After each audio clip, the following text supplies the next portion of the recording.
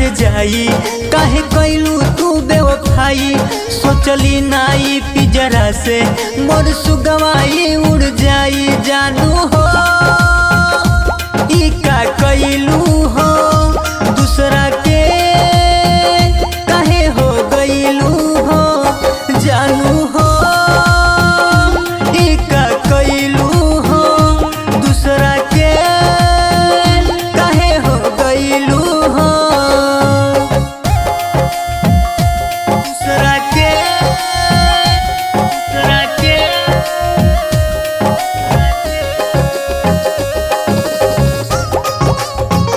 काहे हो गईलू हो, काहे हो गईलू। प्यार के मतलब सिखल रही कृष्ण कन्हैया राम से। धोखा हम ना पढ़ल रही गीता वेद पुराण से। प्यार के मतलब सिखल रही कृष्ण कन्हैया राम से। धोखा हम ना पढ़ल रही गीता वेद पुराण से। ऐसन ये प्यार मोहब्बत लैला मजनू ना कैले, एक दूजे के दिलवा में मिसरी बन के घुल गईले।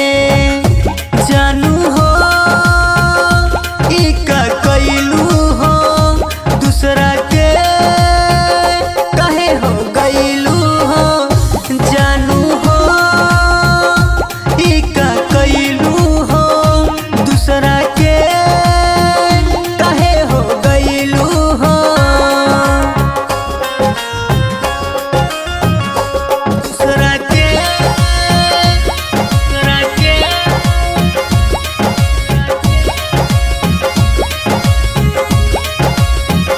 काहे हो गईलू हो, काहे हो गईलू।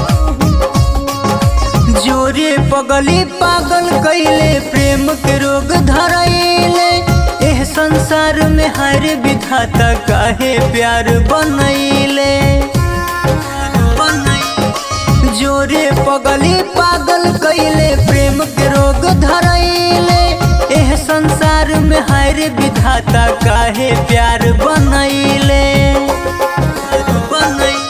अजित के दिलवा तोड़लू, पियावा से नाता जोड़लू। प्रौठा लाल से दूर होके जियते तू मुहवा मोड़लू।